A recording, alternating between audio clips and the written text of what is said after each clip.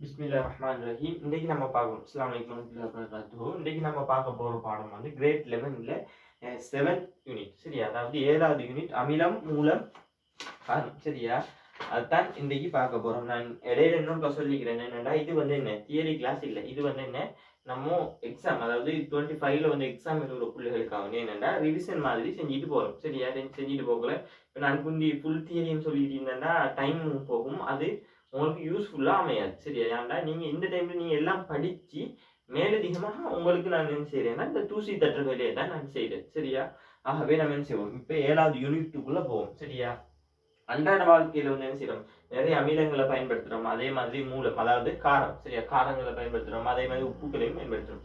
சரியா? இது ஏன் இதை நம்ம சொல்றோம், இப்ப ஒரு தேசி புளி எடுத்து அதை வந்து என்ன சொல்றோம், எசிட்னு சொல்றோம், அதாவது அமிலம்னு சொல்றோம். சரியா? அதே மாதிரி ஒரு உப்பு எடுத்து அதை என்ன செய்யறோம், உப்புன்னு சொல்றோம். காரம்டா கதை காரம்னு சொல்றோம். என்னத்துக்கு அப்படி சொல்றோம்? சரி, அதுக்கு என்ன ரீசன்? சரி, அந்த ரீசன். சரி, அடுத்தே வந்து அதுக்குரிய உதாரணங்கள். சரி, அமிலம்டா என்ன இயல்புகளை கொண்டிருக்கும், அதைத்தான் நம்ம என்ன செய்யறோம்னா இந்த பாடத்துல பார்க்க போறோம். பெருசா வேற ஒன்றும் இல்லை, அலட்டுறதுக்கெல்லாம் பெரிய பாடம் எல்லாம் ஒண்ணும் இல்லை. சும்மா சிம்பிளான சின்ன பாடம். சரியா? நான் நினைக்கிறேன் ஒரு 1/2 இல்லாட்டி ஒரு 40 நிமிஷத்துல இன்ஷால்லாம் பாடம் முடிஞ்சிடும். சரியா? இப்ப நம்ம முதலாவது என்ன பார்க்க போறோம்னா அமிலம். சரியா? அமிலம் என்னண்டா, சரி, ஆய்வுடத்துல நிறைய அமிலங்கள் இருக்கும். சரியா? நான் முக்கியமா சொல்லதை நீ பாத்துக்கணும். முதலாவது இப்ப அமிலத்துல உதாரணங்களை தெரிஞ்சு வச்சுக்கணும். அதோட டெபினிஷன், அமிலம் என்னன்னு தெரிஞ்சு வச்சுக்கணும். அதோட டெபினிஷனை தெரிஞ்சு வச்சுக்கணும். அதுக்கு அடுத்து வந்து அதுக்கு தர உதாரணங்களையும் பார்த்திக்கணும். அதே மாதிரி இந்த காரத்துக்கும் தர உதாரணங்களையும் பார்த்திக்கணும். வேற என்ன, அதுல டெபினிஷனையும் பார்த்துக்கணும். மற்றபடி பெருசா இதுல அலட்டுறதுக்கெல்லாம் பெருசா ஒன்றும் கேள்விகள் வராது. அந்த அளவுக்கு பெரிய நாலேஜான பாடம் இல்லை. சரியா? சின்ன பாடம். சரியா? இப்ப நம்ம என்ன செய்யணும், அமிலத்துக்கு போகிறோம். சரியா? அமிலம் என்னண்டா, சரியா, ஆய்வுடத்துல வந்து என்ன HCl, HNO3 இந்த மாதிரி H2SO அப்படி அமிலங்கள் ஈக்கும். சரியா? ஆனா முதலாவது நம்மளுக்கு என்னன்னு தெரியணும், அமிலம் என்னன்னு முதல்ல தெரியும். அதாவது நீர்க்கரைசல் நிலையில் ஐதரசன் அயனை வெளிவிடும் ரசாயன சேர்வைகள் அமிலங்கள் எனப்படும். அதாவது ஒரு ரசாயன சேர்வை இதை வந்து என்ன செய்ய போறோம்னா நீர்ல கரைக்க போறோம். சரியா? நீர்ல கரைக்கும் போது அது என்ன செய்யும்னா H+ அயன்களை விடிக்கும். அவ்வாறு விடுவிச்சா அதுக்கு பேர் வந்து அமிலம். சரியா? அப்ப இதுதான் அமிலம். சரியா? ஒரு சேர்வைக்கு ஒன்று ஒரு சேர்வை உதாரணத்துக்கு பார்ப்போம். HCl ஒரு சேர்வை, இதை வந்து என்ன செய்யறா, நீ நீர்ல கரைக்க போற. நீர்ல கரைச்சா அது ஏற்கனவே கரைசல் தான், இருந்தாலும் அதை என்ன செய்யணும், ஐதாக்க போறாங்க. நீர்ல ஐதாக்கும் போது என்ன செய்யும்டா, இந்த HCl பிரிஞ்சு என்ன நடக்கும், H+ அயன்களையும் CS- அயன்களையும் விடுவிக்கும். இது நமக்கு தேவையில்லை. இந்த H+ விடுவிச்சாலே அது வந்து என்ன, அது ஒரு அமிலம். சரியா? அதாவது H+ விடுவிச்சாலே தெரியுமா, அது வேற இந்த கூறு. சரியா? அணையனை பத்தி நமக்கு தேவையில்லை. கற்றையன் வந்து என்ன, H+ அயன் தான், அது வந்து என்ன, ஒரு அமிலம். அவ்வளவுதான் அமிலத்திட டெபினிஷன். அதாவது நீர்க்கரைசல் நிலையில் H+ அயன்களை விடுவிக்கும் சேர்வைகள் அமிலங்கள் எனப்படும். சரியா? இதை வந்து என்ன செய்யலாம்னா ரெண்டா பிரிக்கலாம். முதலாவது வண்ணமிலம், அடுத்து மென்னமிலம் பிரிக்கலாம். சரியா? வண்ணமிலம் என்னண்டா, நான் இப்ப உதாரணத்துக்கு சொல்றேன். இப்படி ஒரு குப்பி. சரியா? ஒரு குப்பில என்ன செய்யுதுன்னா ஒரு HCl, ஒரு 50 மில்லி HCl வைப்போமே. சரி, 50 மில்லி HCl. அப்ப இந்த 50 மில்லில நான் உதாரணத்துக்கு சொல்றேன் ஒரு 5000. சரியா? ஒரு 5000 HCl மூலக்கூறுகள். சரியா? இதை வந்து என்ன செய்ய போறேன்டா நீர்ல போய் கரைக்க போறேன். இந்த HCl மூலக்கூறுகள். சரியா? மூலக்கூறு. சரியா? சும்மா உதாரணத்துக்கு சொல்றேன், 50 மில்லில 5000 HCl மூலக்கூறு. இதை வந்து என்ன செய்ய போறேன்னா ஒரு நீர்ல போட்டு ஐதாக்க போறேன். நீர்ல போட்டு ஐதாக்க போறல இந்த 5000 HCl மூலக்கூறுக்கு தானே இந்த 5000 வந்து என்ன செய்யும்டா H+ அயன்களாகவும், சரியா, Cl- அயன்களாகவும் முற்றாக பிரிவடையும். அதாவது இதுல உள்ள எல்லா மூலக்கூறுகளும், எல்லா HCl மூலக்கூறுகளும் வந்து என்ன செய்யும், H+ ஆகவும் Cl- ஆகவும் பிரியும். இப்படி எல்லா மூலக்கூறுகளும் சரியா முற்றாக அயனாக்கம் அடைஞ்சா அது வந்து வண்ணமிலம். அடுத்தது வந்து மென்னமிலம். சரியா? இதே 50 மில்லி லிட்டர். சரியா? நம்ம பார்ப்போம் H2CO3. சரியா? H2CO3. சரி, எப்படி ஒரு அமிலம், இந்த அமிலத்தை வந்து என்ன செய்ய போறோம்டா நீர்ல கரைக்க போறோம். இதுலயும் வந்து என்ன செய்யுது 5000 H2CO3 மூலக்கூறுகள். சரியா? இதை வந்து என்ன செய்ய போறோம்டா, இதை நீர் கரைசல்ல கரைச்சோம்டா இது வந்து என்ன செய்யும்டா, இதுல உள்ள ஒரு 3000 பிரியும். சரியா? 3000 மூலக்கூறுகள் என்ன H2 அப்ப HCO3. சரியா? HCO3- ஆகவும் அடுத்து வந்து H+ அயன்களாகவும் பிரியும். சரியா? இது அப்படித்தான் பிரியும். சரியா? அது உங்களுக்கு தேவையில்லை, இருந்தாலும் நான் சொல்லித்தரேன். சரியா? இப்படித்தான் பிரியும். அதாவது இதுல உள்ள மூலக்கூறுகள் 5000 மூலக்கூறுகளை வந்து என்ன செய்யாது, 5000 மூலக்கூறுகளுமே பிரியாது. அதுல இருக்கிற கொஞ்சம் மூலக்கூறுகள், அதாவது குறிப்பிட்ட சில மூலக்கூறுகள், இப்ப 5000 மீந்தா ஒரு 50, சரி 5000 மீந்தா ஒரு 50 அல்லது ஒரு 100, அவ்வளவு தான் பிரியும். ஃபர்ஸ்ட்டுக்கு HCl மாதிரி எல்லா மூலக்கூறுகளும் பிரியாது, இப்படி கொஞ்சம் பிரிஞ்சா சரியா.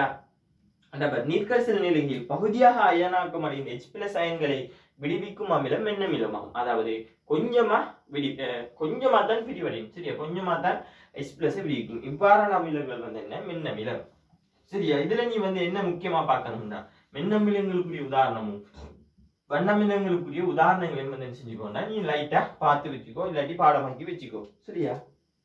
அடுத்தது உலோகங்கள்ல இயல்பு. நான் பெருசா சொல்லி தரையில, மேலால சொல்லி தந்துட்டு போறேன், விளக்கப்படுத்த வேண்டியதை விளக்கப்படுத்துறேன். அடுத்து என்னென்னு நீ பார்க்கணுங்கிறதையும் விளக்கப்படுத்துறேன். அதுல நிறைய உதாரணங்கள் பாரு. H2SO4 தந்திக்கிறான், அது வந்து என்ன செய்யுது, 2 H+ ஆகும், SO2- ஆகும் பிரிகடையுது. அந்த சமன்பாடுகள் எல்லாம் நீ பார்த்துக்கோ. மென்னமிலங்களுக்கு உதாரணம் தந்திக்கிறான், அதையும் லைட்டா பார்த்துட்டு போ. ஏன்னா மென்னமிலம் ஒரு சேர்வை தந்துட்டு இது வண்ணமிலம் மென்னமிலம் கேட்டா என்ன சொல்லுவா, அப்ப நீ என்ன செஞ்சுக்கணும், அதை லைட்டா பார்த்திக்கணும். அடுத்து வந்து என்னன்னா அமிலங்களோட இயல்புகள். அமிலங்களோட இயல்புகள் நான் பெருசா ஒன்றும் சொல்லி தரையில. அமிலங்கள் பொட்டல்ல பார்த்தாலே விளங்கும். அந்த பொட்டல்ல வந்து அபாய எச்சரிக்கை மாதிரி அந்த எலும்பு கூடுபாடம் அல்லது இந்த மாதிரி எச்சரிக்கைகள் வந்து செஞ்சுப்பாங்கன்னா போட்டிப்பாங்க சரி. அந்த மாதிரி எச்சரிக்கை படங்கள் வந்து லைட்டா போட்டிப்பாங்க. அதெல்லாம் இதுல இருந்து வந்து என்ன நமக்கு விளங்குது, பலகை உலோகம் துணி போன்றவற்றின் மீது சிந்தினால் அவை அரிப்புக்குள்ளாகும், தோலில் தொடுகிட்டால் பாரிய காயங்கள் ஏற்படுத்தும். அதே மாதிரி புளிப்பு சுவையுடைய சரியா. மேக்சிமம் அமிலம்டாலே புளிக்கும் சரியா. அதுக்காக போயிட்டு நக்கி எல்லாம் பாக்குறீங்களா, எச்சியெல்லாம் நக்கி பார்த்தா நாக்கு வந்து போயிடும் சரியா. ஆகவே அமிலங்கள் பொதுவாக வந்து என்ன செய்யும்னா புளிப்பு சுவையுடையதாக காணப்படும். அதுலயே தந்திக்கிறான் என்ன, கவனித்துக் கொள்க, விஞ்ஞான ஆய்வுடங்களில் காணப்படும் அமிலங்களை சுவைத்து பார்த்ததோ தொடுதலோ கூடாது, தொடவே கூடாது சரியா. அடுத்து வந்து அமிலங்கள் வந்து என்ன செய்யும்னா உலோகங்கள்ல தாக்க முடிஞ்சு சரி. அதாவது ஐதர்சன் தாக்க வீத தொடர்ல ஐதர்சனுக்கு மேலே காணப்படுற உலோகங்களோட தாக்க முடிஞ்சு அந்த உலோகத்துக்குரிய என்ன ஆக்சைடையும் சரியா, அந்த உலோகத்துக்குரிய உலோக உப்பு மற்றும் ஐதர்சன் வாயு வந்து என்ன செய்யும்னா உருவாக்கும். அதாவது இப்ப நம்ம பார்ப்போம் HCl-க்குள்ள வந்து மெக்னீசியம் ஒரு துண்டு, இரும்பு துண்டை போட போறோம். அதாவது HCl தாக்க வீத தொடர்ல Hக்கு மேலதான் வந்து என்ன செய்யும், இந்த Mg மெக்னீசியம் இருக்கும். ஆகவே இதை கொண்டு வந்து என்ன செய்யும்னா மெக்னீசியம், அதாவது HCl அமிலத்துக்குரிய மெக்னீசியத்தை போட்டா இது வந்து என்ன செய்யும்னா H+Cl- விடுவிக்கப்படும் சரியா. அதன் போது இதுல உள்ள Cl வந்து என்ன செய்யும்னா இந்த மெக்னீசியம் 2+ போய் சேரும், அதாவது மெக்னீசியம் 2+. ஆகவே 2 குளோரின் சேரும். அதே மாதிரி 2 ஹைட்ரஜன் விடுவிக்கும், 2 குளோரின் கலண்டிங்கன்னா 2 ஹைட்ரஜன் வந்துக்கும். ஆகவே இதுல இருந்து வந்து என்ன செய்யும்னா 2 H2 கேஸ் வந்து வெளியாகும். அதாவது ஒரு H2 கேஸ் தான் உருவாகும், அதுல வந்து என்ன 2 ஹைட்ரஜன் காணப்படும். இது இந்த பிசமானம்லாம் நீ பார்த்துக்கணும் சரி. அது அடுத்த பாடத்துல உள்ளது. இப்ப நான் அதுல வந்து சொல்லி தந்துட்டீங்க, டைம் போகும். இதுல நீ உனக்கு விளங்க வேண்டியது என்ன, தாக்கவித தொடர்ல ஐதரசனுக்கு மேலே உள்ள சரியா, அதாவது குறிப்பிட்ட அமிலம் சரியா, அது ஐதரசன் ஆகிக்கலாம் இப்ப சரியா. ஐதரசனுக்கு மேல உள்ள உலோகங்கள் வந்து என்ன செய்யும்னா அதோட தாக்க முடிஞ்சு அந்த உப்புக்களையும் அந்த இரும்புக்குரிய உப்புக்களையும் அடுத்து வந்து H2 கேஸையும் தரும் அதே தரும் சரி. அதே மாதிரி இன்னொன்று சரியா, இந்த அமிலங்களை நம்ம கண்டுபிடிக்கிறதுக்கு ஒரு ஆய்வுக்கூடத்துல ஒரு பொட்டில் வந்து ஏதோ ஒரு மூலக்கூறு நீ சரியா, அது அமிலமா காரமானு உனக்கு தெரியாது. இதை நீ கண்டுபிடிக்கிறதுக்கு நக்கி பார்க்கல அது பயம் சரி. ஆகவே என்ன செய்யப்படாண்டா நீ நீல பாசிச்சாயத்தால் அல்லது சிவப்பு பாசிச்சாயத்தால் ரெண்டையும் கொண்டு வந்து என்ன செய்யறாண்டா இந்த சேர்வைக்குள்ள போடுறா சரியா. நான் இதுல வந்து இப்படித்தான் பாடமாக்க, அதாவது அம்மா நீ சிவப்பு சரியா, அம்மா நீ சிவப்பு, அமிலம் நீல பாசிச்சாயத்தால என்ன செய்யும்னா சிவப்பா மாற்றும் சரியா. பாசிச்சாயத்தால் லெப்லைக்கும் சரியா, சின்ன புக் காட்டும் சரியா. சின்ன புக்னா அப்படி சின்ன விரல் தடிப்பத்துல சின்ன பேப்பர் இருக்கும். அந்த பேப்பரை வந்து என்ன செய்யும்னா இந்த சேர்வைக்குள்ள போடுவோம். சேர்வையில தொட்டாலோ இல்லாட்டி நினைச்சாலோ என்ன நடக்கும்டா, அது அமிலமாய்ந்தா நீல பாசிச்சாயத்தால கொண்டு இதுக்குள்ள தாக்கினோம்டா இது அமிலமாய்ந்தா என்ன செய்யும்டா நீலம் வந்து என்ன செய்யும்டா சிவப்பா மாறும். அப்ப இதுக்குள்ள இருக்கிறது வந்து அமிலம் சரியா. ஒருவேளை மாறவே இல்லை சரியா, மாறவே இல்லைன்னா இது அமிலம் இல்லை சரியா. தான் கான்செப்ட், வேற ஒண்ணும் இல்லை. இப்ப இதை நம்ம காரத்தை கண்டுபிடிக்கணும்னா என்ன செய்யணும், சிவப்பு பாசிச்சாயத்தால் இதுக்குள்ள கொண்டு வச்சா அதை என்ன செய்யும், சிவப்பு பாசிச்சாயத்தால நீளமா மாறும் சரி. ஆமா, அப்ப அமிலமாய்ந்தா என்ன செய்யும், நீல பாசிச்சாயத்தால் சிவப்பா மாறும்.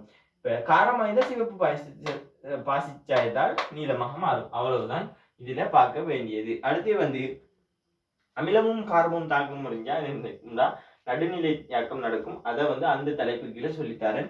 ஆனா இதுலயும் லைட்டா தந்திக்கிறேன். சரியா, அதை நம்ம பார்க்க தேவையில்லை.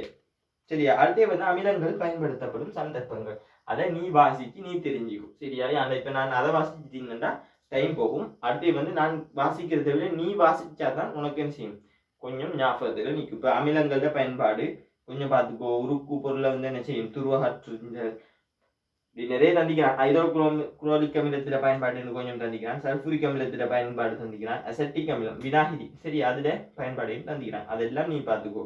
சரியா, நீ வாசிச்சு பார்த்தா தான் உனக்கு ஞாபகம். நான் திரும்ப திரும்ப சொல்றேன், இது தியரி கிளாஸ் இல்லை. தியரி கிளாஸ்னா நான் ஒவ்வொரு பாயிண்ட்ஸா, சரி, அதுல ஒவ்வொரு தொழிலையும் வந்து என்ன செய்வேன்டா ஃபுல்லா விளக்கப்படுத்துவேன். ஆனா எனக்கு இப்ப விளக்கப்படுத்த எனக்கு ஏழும். சரியா, உங்களுக்கு நேரம் காணாது. சரி, அதை நீ நான் உணர்ந்து என்ன செய்யணும், கொஞ்சம் புக்கை பெரட்டி படிக்கணும். அடுத்து வந்து மூலம். சரியா, நீங்கள் ஒப்படை அது தேவை. சரியா, மூலம் வந்து என்னண்டா, மூலம்டா என்னண்டா அதே கான்செப்ட் தான். சரியா, இங்க அமிலம் வந்து என்ன செஞ்சிச்சு, நீர்க்கரைசல் நிலையில H+ விடுவிச்சு இதே ஒரு சேர்வை OH- விடுவிச்சா அது வந்து என்ன காரம். சரியா, வேற ஒன்றும் இல்லை. சரியா, அதே கான்செப்ட் தான். சரியா, இதுல யோசிக்க ஒன்றும் இல்லை.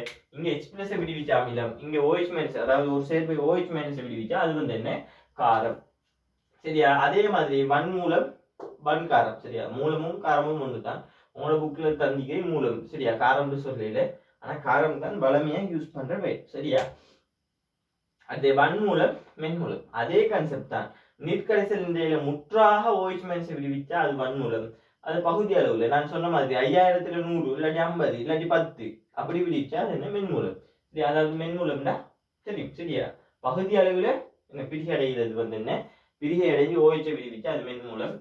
முற்றாக பிரிகை அடைஞ்சு OH விடுவிச்சா அது வந்து என்ன வன்மூலம். சரியா, அதுதான், வேற ஒன்றும் இல்லை. யோசிக்க அதுக்கு உதாரணம் தந்திக்கலாம். என்ன செய்யும், ஒரு வன்மூல சேர்ப்பு எப்படி, அதாவது ஒரு காரம் வந்து எவ்வாறு பிரிவடையும், Na+ ஆகும் OH- அதாவது OH- தான் நம்ம இங்க பாக்குறது. அங்க H+ பார்த்த மாதிரி இங்க வந்து என்ன OH- பார்க்கணும். சரியா, அடுத்து வந்து நம்ம நடுநிலையாக்கம். நடுநிலையாக்கம்டா என்னண்டா, ஒரு அமிலத்தையும் ஒரு மூலத்தையும் சேர்க்கும் போது அங்க வந்து என்ன நடக்கும்டா, அதாவது புளிப்பையும் காரத்தையும் சேர்க்கும் போது அங்க வந்து என்ன செய்யும்டா உப்பு உருவாகும். அதுதான் நடுநிலையாக்கம். வேற ஒன்றும் இல்லை, யோசிக்க ஒன்றும் இல்லை. சரியா, இதுல விளக்கப்படுத்தியும் ஒன்றும் இல்லை. அடுத்து வந்து இதுல நீ பார்க்க வேண்டியது வந்து என்ன, வன்காரத்துக்குரிய டெஃபினிஷனை பார்த்துக்கோ, வன்காரத்துக்குரிய உதாரணங்களை பார்த்துக்கோ, மென்காரத்துக்குரிய டெஃபினிஷனை பார்த்துக்கோ, மென்காரத்துக்குரிய உதாரணங்களையும் பார்த்துக்கோ. சரியா, வேற ஒன்றும் இல்லை. அதுல தந்திக்கிற சமன்பாடுகளையும் லைட்டா கொஞ்சம் பார்த்துக்கோ. சரி, அந்த பாரு இந்த இதுல தந்திக்கிறான் பாரு. இப்போ என்ன OH பிரிவறிந்து என்ன உருவாகும், அதே மாதிரி KOH பிரிவறிந்து என்ன உருவாகும். அதே இது தான் வந்து என்ன, சரியா, இது அமிலமும் காரமும் தாக்கத்துக்குரிய ஒரு சமன்பாடு தந்திக்கிறான் கீழே. சரி, எந்த சமன்பாடுகளை எல்லாம் லைட்டாக நீ பார்த்துட்டு போ. நான் விளக்கப்படுத்த வேண்டியது மட்டும்தான் விளக்கப்படுத்துறேன். சரியா, பெருசா நான் ஒன்றும் விளக்கப்படுத்த இல்லை. சரியா, அடுத்தைக்கு போ. சரியா, அடுத்து வந்து என்ன நடுநிலையாக்கம். சரியா, நடுநிலையாக்கம்டா என்னண்டா, சரியா,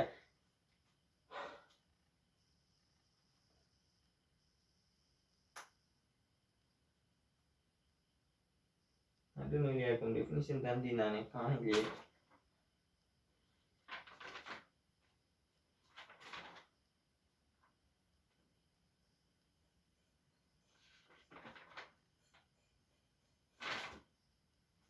சரியா, நடுநிலையாக்கம் தான் என்னண்டா, ஒரு அமிலமும் ஒரு காரமும் சேர்ந்து வந்து என்ன செய்யணும்டா ஒரு உப்பு தோன்றுதல வந்து என்ன செய்யலாம்டா ஒரு நடுநிலை தாக்கம் நம்ம சொல்லலாம். அதாவது அது வந்து என்ன, காரமும் இல்லை உப்பும் இல்லை, அப்படி காரமும் இல்லை அமிலமும் இல்லை, அப்படி ஒரு சேர்வை உருவாக்கும். அதுதான் வந்து என்ன நடுநிலையாக்கம், வேற ஒன்றும் இல்லை. அதாவது H+ OH சேர்ந்து ஒரு நீர் உருவாகுதுங்கிறதையும் வந்து என்ன செய்யலாம் சொல்லலாம்.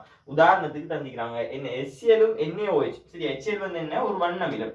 சரியா, வன் அமிலம் வானா அமிலம். சரியா, இதே மாதிரி இது வந்து என்ன வன் காரம். சரியா, வன்மூலம்னு சொல்லலாம். சரியா, வன்காரம். இது ரெண்டும் வந்து தாக்கம் முடிஞ்ச என்ன செய்யும்டா NaClங்கிற உப்பு தோன்றும். சரியா, NaCl என்ன உண்மையிலேயே உப்பு. சரியா, ஆனா வேற மூலக்கூறுகள் ஆயிருந்தா, இது ஒரு வேற ஒரு MgOH ஆயிருந்தா அது MgCl2 வரும். சரியா, அது அந்த மூலகத்தை பொறுத்து. ஆனா இப்படி தோன்றும் போது அந்த மூலகத்துக்குரிய உப்பு தோன்றும், ஒரு உப்பு. சரியா, அது ஏதோ ஒரு உப்பு. சரியா, இது நம்ம வளமையா பாதிக்கிற உப்பு. சரியா, ஏதோ ஒரு உப்பு தோன்றும். மேலதிகமா என்ன செய்யும்னா நீர் தோன்றும்.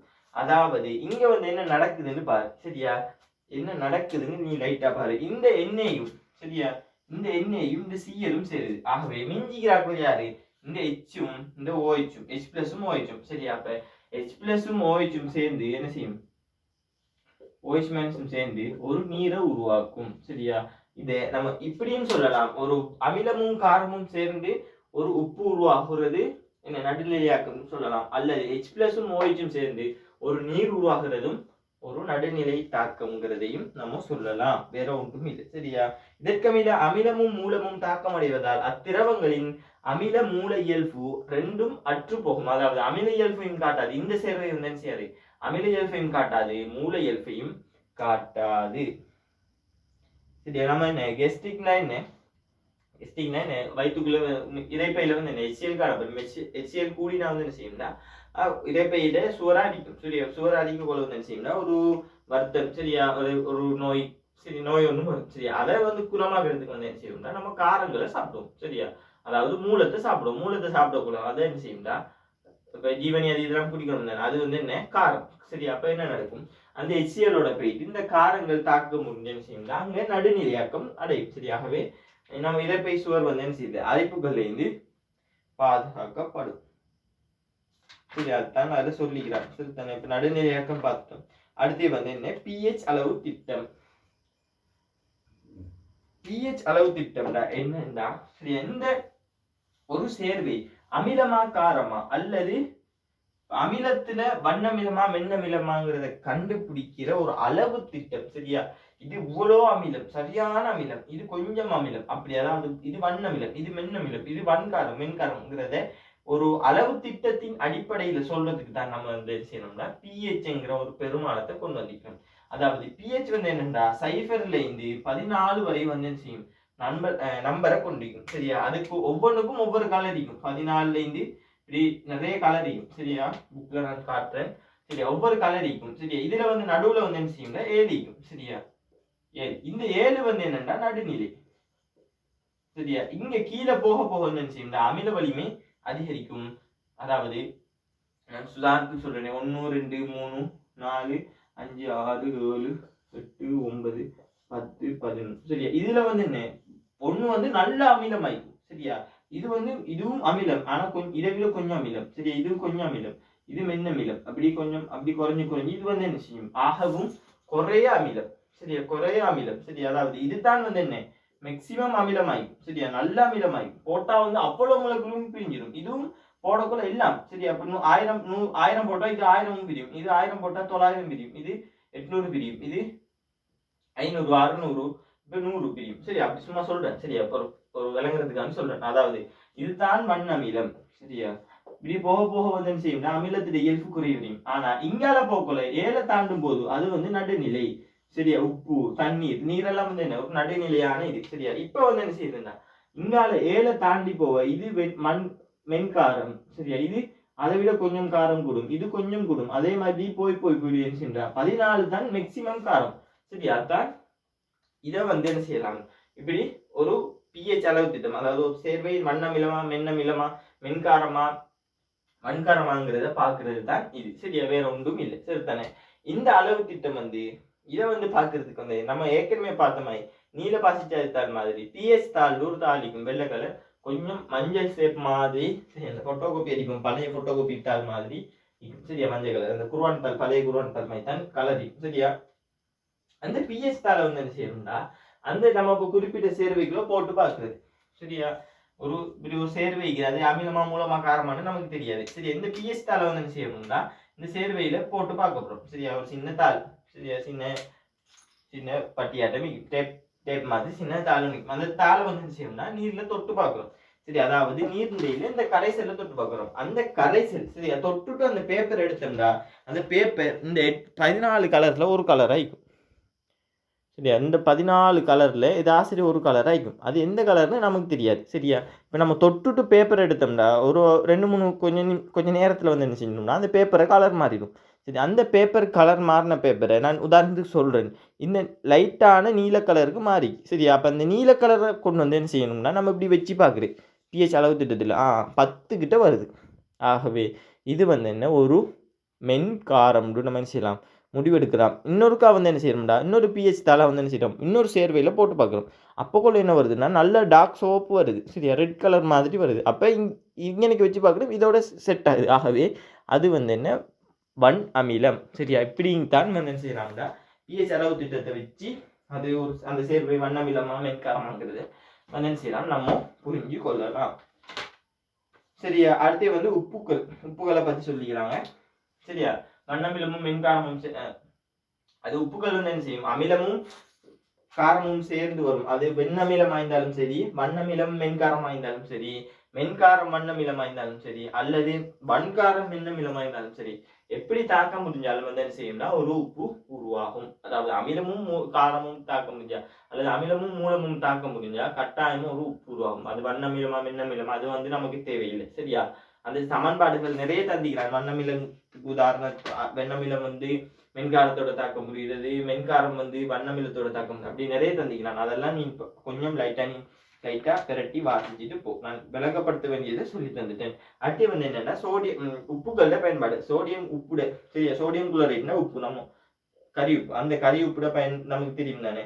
அதே மாதிரி செப்பு சல்ஃபேட்ட உப்பு பயன்படும் சந்தர்ப்பம் அந்த அதையும் கொஞ்சம் பார்த்துட்டு போ சரி. அடுத்த நடுநிலையாக்கும் அதையும் சொல்லி தந்துட்டேன். ஆகவே அல்ஹம்துலில்லாஹ் இந்த கிளாஸ் முடிஞ்சிட்டு அடுத்த கிளாஸ் வந்து என்ன ரசாயன தாக்கங்களின் வெப்ப விளைவு, அதை அடுத்த வீடியோவில் பார்ப்போம்.